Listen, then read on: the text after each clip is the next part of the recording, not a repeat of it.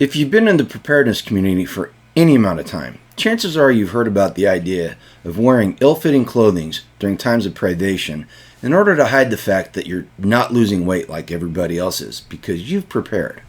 The more I think about it and the more I talk to people, the more I think this may not be a good idea. In fact, it could be the way that you're undone. Stick around and we'll talk about it. Hey everybody, welcome back to Grumpy Acres. Well, it's time for a preparedness video. This time we're going to talk about the aspect of security that a lot of people, either they don't think about it or it's something that they're already set in because the common wisdom in the preparedness community says so. But before we talk about that, let me welcome anybody who's a new subscriber here or somebody that just stumbled on the channel. You might want to think about subscribing. We got a really good community here. We do quite a bit of different videos here. We do the preparedness videos. We do videos about homesteading. We do cooking videos. Do a little bit of everything because we're trying to share our experience with you guys and just help everybody else be prepared and start moving towards a life done free. So go ahead and think about subscribing if you would. Back to the topic at hand. So the idea, and it's a trope that you see in prepper fiction. You hear people talk about it. I've heard it ever since I got into the preparedness community back in the late 90s. And the idea is, if you've never heard it before, is in times of privation, everybody's going to be losing weight because they're not going to have as much food. Well, you've prepared, and you've got a good stockpile of food. You're getting enough calories, and you're not losing weight. You might be losing a little bit because you're getting in shape. You're getting rid of that lazy fat that you had. That you're not losing weight like everybody else. So you want to hide that fact because everybody's going to look at you and then they go, "Hey, that guy's not losing weight or that gal's not losing weight," and so that may make you a target. So how do we take care of that? We wear clothes that don't fit, so that our clothes are baggy just like everybody else's. Now I'm coming at this from a position that we bought into this. In fact, we've got a couple of tubs in the outbuilding full of old clothes that don't fit us anymore. And gosh, we put those up maybe 10, 15 years ago, so they definitely don't fit me now because I was almost 100 pounds heavier.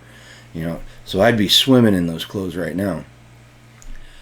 Now, how did I come to the point where something that is common wisdom in the preparedness community, it seems, is to the point now where I don't agree with it. In fact, I think it may actually put people in danger. So I got here because we did a conflicted live stream a little while back, and the topic came up about wearing ill-fitting clothes, and somebody made the comment. In fact, it was Lucky Dame Preparedness. Go check her channel out. She's got a really cool channel. She does a little bit of preparedness stuff, and she does a really good Sunday live chat. I highly recommend it. Anyway, she made the comment that she didn't buy into it, and we were doing a live stream, and it was going really fast, and didn't really have a lot of time to discuss it because it was said in chat, and it just kind of zipped by. Well, I went back afterwards, and I was reviewing stuff, and that comment struck me, and Lucky and I talk every now and then, so I asked her about it, and she started telling me why she didn't believe it, and this discussion took place in a Telegram group that I'm in. So there's a whole bunch of other people that contributed to this thing. Now, Lucky Dame's the only one that posted anything publicly on the live stream about it. So she's the only name I'm going to mention. But these other people are very intuitive, and I respect their views highly. I've got to know them over the past year or so, and I really appreciate their judgment and their input on this. So I'm telling you this because this video is not just solely my making. I got this from a conversation with a whole bunch of like-minded people that have really good insight into a whole bunch of different things. All right, so I'm giving credit where credit's due. If any of them want to chime in down below in the comments, they can let people know that they took part in the conversation, and they can give any more insight that they may have into it. Alright, let's get on to the video now that I've given credit where credit's due. Now here's the line of thought that got me questioning the whole idea of wearing ill-fitting clothes to hide the fact that you're not losing weight.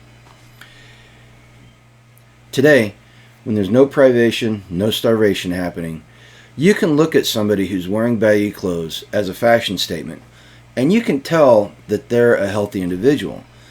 And the way you can tell is you can tell in their face and the way they carry themselves. Now, somebody that's losing weight through privation or through starvation has a very hollow and haggard look about their face, and their stature is not, they're not carrying themselves the way that you do when you're healthy and times are good.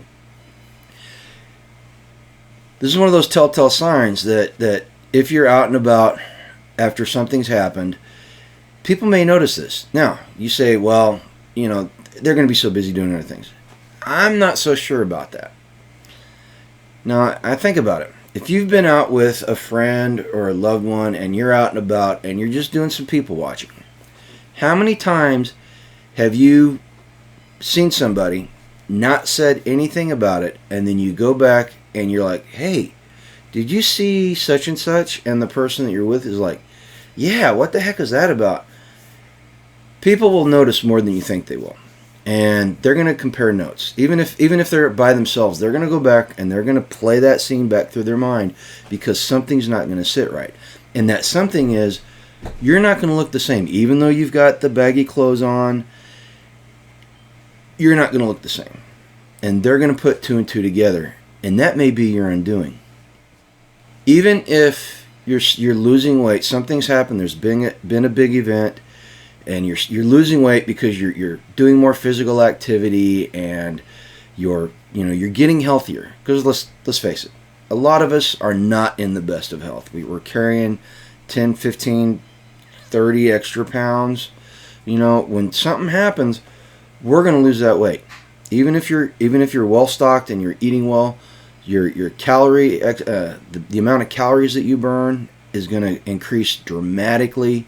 So even though you're losing weight, and your face is going to change. I mean, look at my face. If you go back and look at some of our older videos and look at my face, I've lost at least 35 pounds since then. And you can tell a difference in my face, but I still look relatively healthy. And I know I look tired all the time, but that's just me. That's how I am. In fact, this whole conversation was happening, and I told Yoda, I said, all this stuff may be true, but I got a leg up on it because I always look tired and haggard. It's part and parcel of running a homestead, folks. You get worn out, and you really need your rest. Anyway, even if you're losing weight, you're still going to have a well-fed and relatively rested look, as compared to somebody whose sole existence is trying to find enough food to put on the table. It's just you're just going to look different. And it's that small telltale sign of looking just that little bit different that's going to set you apart from everybody else. The ability to hide the fact that you're losing weight is also going to depend on your stature, your size. I'm a big guy. I'm 6 foot tall, weigh in the 240 range right now. I could lose another 10 pounds, and very few people would really notice a difference if they just saw me in passing. If you're a small person and you lose 10, 15 pounds, that's going to be dramatically noticeable. People are going to see that. And so if you're not losing that dramatic weight like everybody else is, and you may be sitting there going, yeah, whatever, people losing weight, all this. Go back and read up on Venezuela during the mid-2000s to the 2010s, whenever they went full commie and they had all the food shortages. The average Venezuelan, just in those times, and there was a little bit of privation, but it really wasn't. It wasn't like people were dying in the street starving because nobody could get food. But your average Venezuelan lost 10 to 15 pounds. All right? So it can happen, and it doesn't have to be a complete world-ending event to put us in a situation like that. So don't think that this could happen. But if you're not losing that weight that's going to dramatically change your appearance, people will notice, and especially hungry people will notice, because hunger will sharpen all your senses because you become more focused on finding stuff to keep you alive, basically. Now look, if you're liking this conversation, I'm going to take this time and I'm going to ask you to go ahead and hit that like button. That lets YouTube know that you like this kind of content, you find it interesting, you want to see more of it. Hit that notification bell. Even if you're not really into the whole preparedness portion of it, like I said, we do homesteading videos, we do the animal shorts. People seem to really like those. Yoda does all kinds of cooking videos and freeze drying videos and canning videos. We just do a little bit of everything, and it's what we find interesting and what our experience is, and we hope that you find it interesting as well. And even if you hit that notification bell, you don't have to watch all the videos. Just watch the ones you like. Most importantly, I want you guys to comment. Anytime you're watching our video, anytime you're watching anybody's video, go ahead and comment. We want to hear about what you think about the topic, and we want to hear your input. We want your suggestions, because we're not here to teach anybody anything. We're here to share our experiences with you, and we want you to share your experiences with us. In fact, we were talking about the other day, we'd really like it if each and every one of you started your own YouTube channel and started sharing your experiences the way we are, because doing that is going to help build community, and it's going to help everybody pursue a life done free. Alright, now in the first part of this video, I gored what many consider a sacred cow of preparedness. That security measure of hiding the fact that you're not losing weight by wearing ill-fitting clothes. Now, with all that said, don't think that I am totally dismissing the idea that the clothes you wear cannot be a security measure, because they can. Even to the extent that you're not losing weight in an event like everybody else is. It can be a very good and useful security tactic. And here, let me tell you how. Okay, before we talk about the specifics, let's talk about the parameters and the limitations of how well it will work for you. First off, limitations. First 2 or 3 weeks, it may not be noticeable. I mean, sure, some people may be losing a lot of weight quickly, and they'll be really noticeable. But most people won't. First 2 or 3 weeks, you can get by with maybe some ill-fitting clothing, but eventually it's going to become very noticeable. In the long term, say 2 or 3 months, if you're still well fed and everybody's been losing 10, 15, 20, 25 pounds, however much, it's going to become really noticeable. The way you look, your face, and like we said, the way you carry yourself, and looking well rested and healthy versus being haggard and tired looking, it's really going to become noticeable. And like I said, the longer time goes on, the more people are going to notice this type of stuff, because their senses and their observation is going to become more honed, because they're going to be more driven to find something to survive off of. All right, so there's the limitations. Now let's talk about the parameters of it all. So the whole idea of using the ruse of ill-fitting clothing rests upon people's perception of you. And one of the people in the Telegram group broke it down from practical experience as a contractor someplace. He said there's 3 distances that he worried about while he was working. And the first distance is 100 feet. He said this is the distance where most people can start recognizing details about you as you're coming towards them. All right. Then the next distance is the 40 to 50 foot range, and he called this the gray man zone. And that's the zone where you're close enough that people can tell details about you, but you're far enough away that they're still pretty indistinct and forgettable, which makes you the gray man.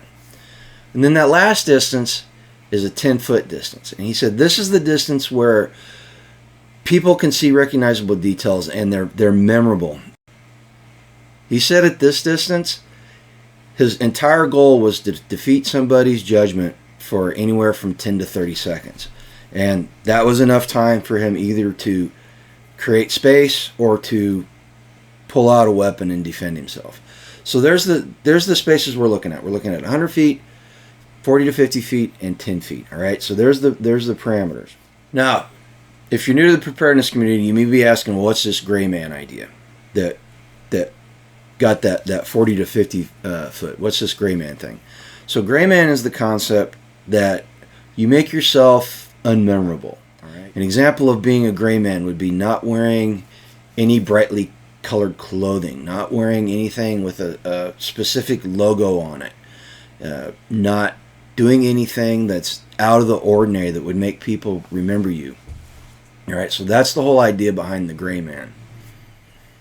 So I've gone through and I've established the fact that wearing the ill-fitting clothing, there's telltale signs that are going to set you apart in times of privation and starvation. And we've gone over the limitation and the parameters of the clothing you wear and how it can set you apart and how you can hide it. So let's talk about some ways that we can kind of mitigate some of the limitations and enhance the ideas of wearing the clothing, okay? So one of the ideas that's really basic that I had never thought of on limiting people's perception of how much food you got or what you're doing is just not being in contact with people. You know, the whole idea that you lock yourself down if it's a big long-term event, you lock yourself down for 2 or 3 months. You've got enough to sustain yourself, and you don't have to go out and you don't have to interact with the public. And the reason why this is a good idea is it separates you from all the craziness that may be going on. We can look at all sorts of historical events where something happened and there was chaos outside. Rwanda is a perfect example. You know, a lot of people survived the genocide in Rwanda in the 90s by locking themselves away and not letting the bad guys know they were there. Right now, I don't fully subscribe to that idea, to be honest with you, because as you know, we push the community, and being part of the community, we have to get out there and interact with people in order to ensure that the community's safe. All right, we're not locking down in one compound. We have our community, and we have our homesteads and our houses and our properties, and we have to get out and we have to interact with people.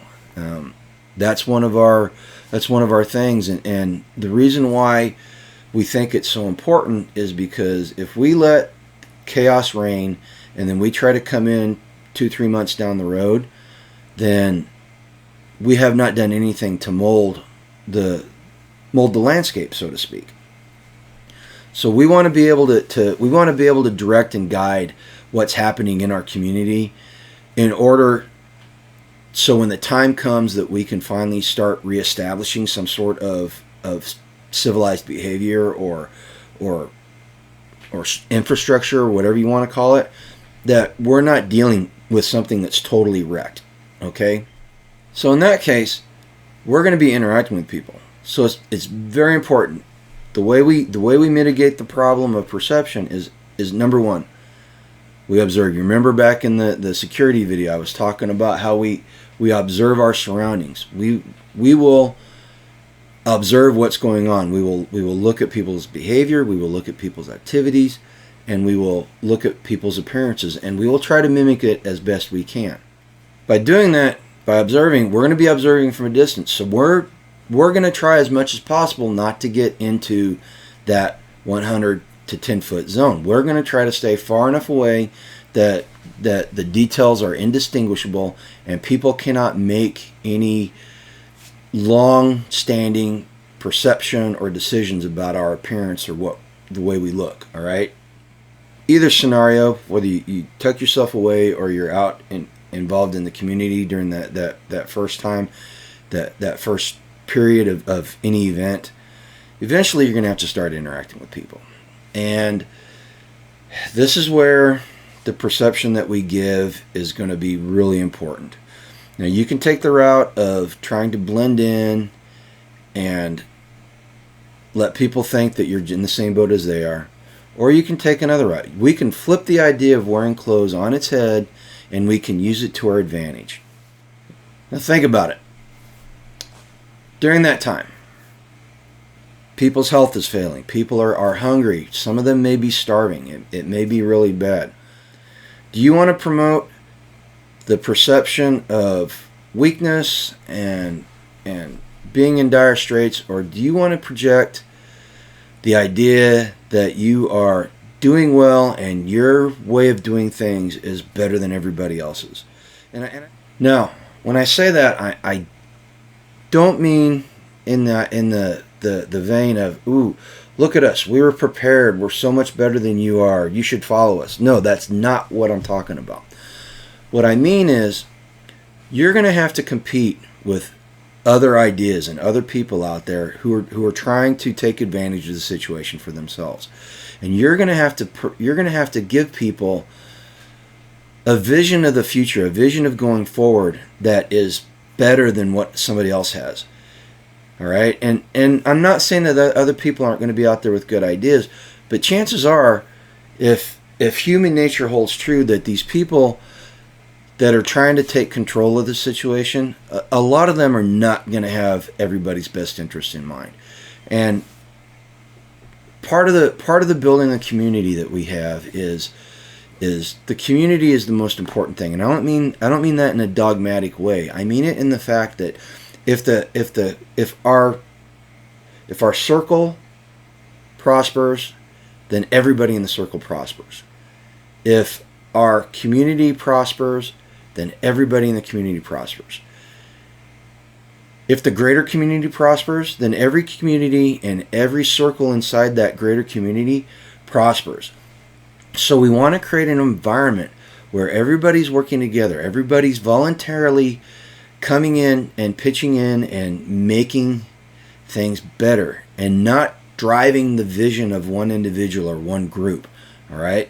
So that's what I'm talking about. And it may not sound like it's a big difference, but the difference is subtle, and it's subtle enough that it can be the difference between a community that tears itself apart and a community that thrives after something bad has happened. All right?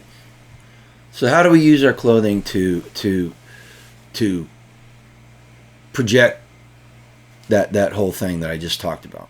Well, first off, it's more than just clothing. It's you as a person, and then your clothes. And when I say you as your person, hygiene.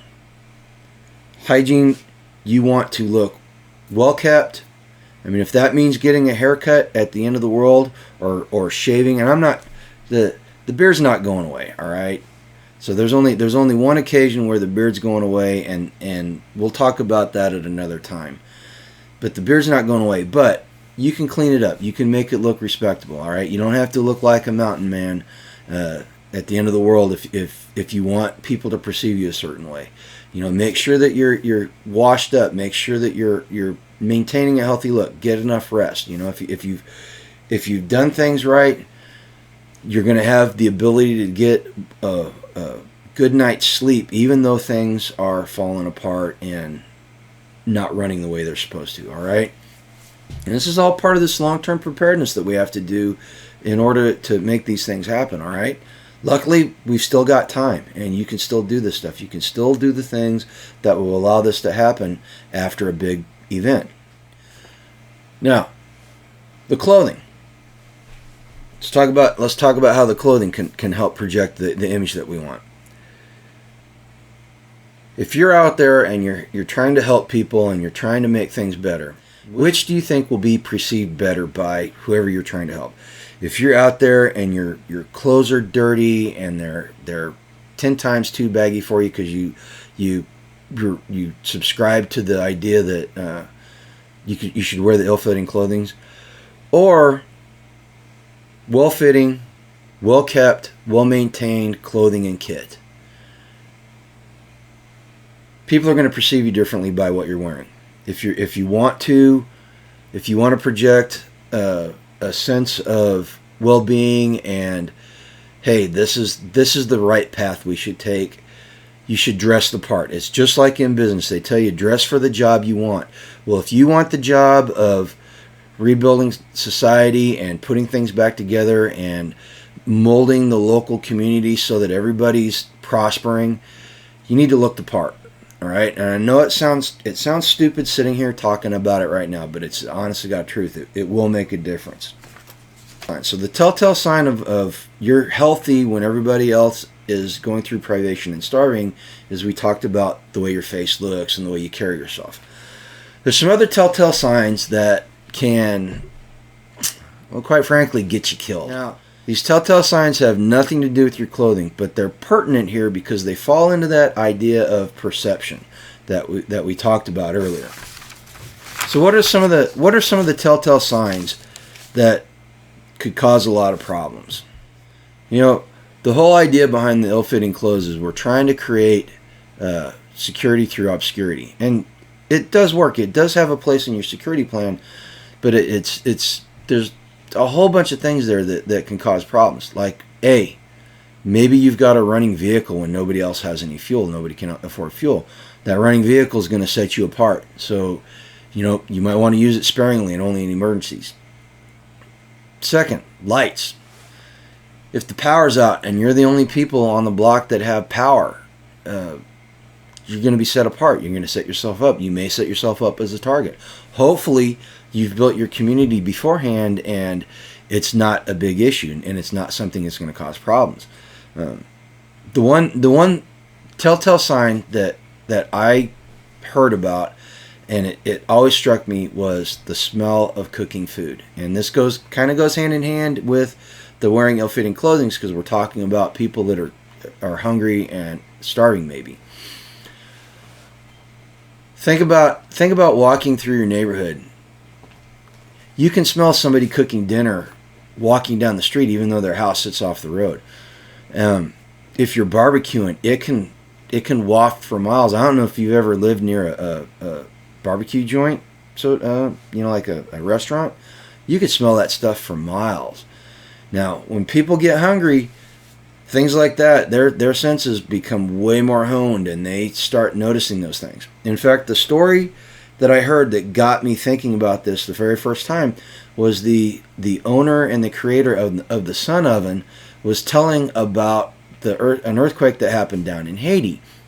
And there were missionaries down there, and they were somewhat prepared, and they were cooking meals for people, and brigands would come in. They would smell that, and the hungry people from all over would descend upon where they were, and they would rob them and take their stuff. And it was all because of the smell of cooking food. And I've heard stories of people being able to smell cooking food from miles away if the wind is right. So this is one of the reasons why we actually bought a Sun Oven. In fact, the owner of the Sun Oven company said he sent a whole bunch of Sun Ovens down there to some missionaries that were down there so that they could cook, because the Sun Oven does not create any smells while it's cooking. The only time you get the smell is when you open up the pot that the food's cooking in. So I thought that's just a brilliant way to overcome that. Just as an add-on here, and I'm not doing this to try to sell you anything. We are Sun Oven affiliates. The link is down below. Go check it out. You can get some extra savings by using our affiliate link. Don't have to. This is not a pressure sell. It's just one of those things that it's one of the reasons why we actually got a Sun Oven to begin with was for that very fact, is that it's very security conscious. If you've got any ideas about any telltale signs, whether it's dealing with your clothing or anything else that could set you apart during an event, go ahead and put it in the comments down below. We want to hear about it. Share your ideas with us. And if you've got any comments about what I said, you think I'm wrong or I'm off base, or you agree with me, or you have a way to make it even better, using the clothes to project an idea, go ahead and post it down below. We want to hear about it. In closing, yes, the idea of wearing baggy clothes is common wisdom, and yes, it does have its place. I don't think, after retrospect and the conversations that I've had, that it's as great an idea as people make it out to be. In fact, I think to a certain extent, if you don't do it properly, it could be a way for people to tell that you're set apart from them in that way, and it could actually make you a target if you're not careful. Part of your security plan, and that's what the whole idea of wearing ill-fitting clothing is. Part of your security plan is you have to observe, and you have to watch and see what's happening around you, and you have to adapt to it. All right. So if you do, and if you're watching and you think wearing ill-fitting clothes is going to be good for you, do it. If you think that wearing the clothes like what the locals wear will help you be secure, you know, like the contractor that I told you worked overseas, that's what he did. He wore what the locals wore. Do it. But you have to observe, and you have to change. You have to adapt to the ever-changing circumstances around you. Most importantly, you need to think about the stuff that we talked about. These little ideas that we have, and these little bits of common wisdom. You should question them. You should think about them, and you should expand on them, and try to deconstruct them, and see if they're really a good idea. All right, that's the way that we grow and we develop our whole philosophy on preparedness and even homesteading. You know, you observe and adapt and change. All right. Well, that's it for the video. Thanks for sticking around. I hope you enjoyed it. I want you guys to go out there and live a life done free today, okay? Take care. Thanks, Milo.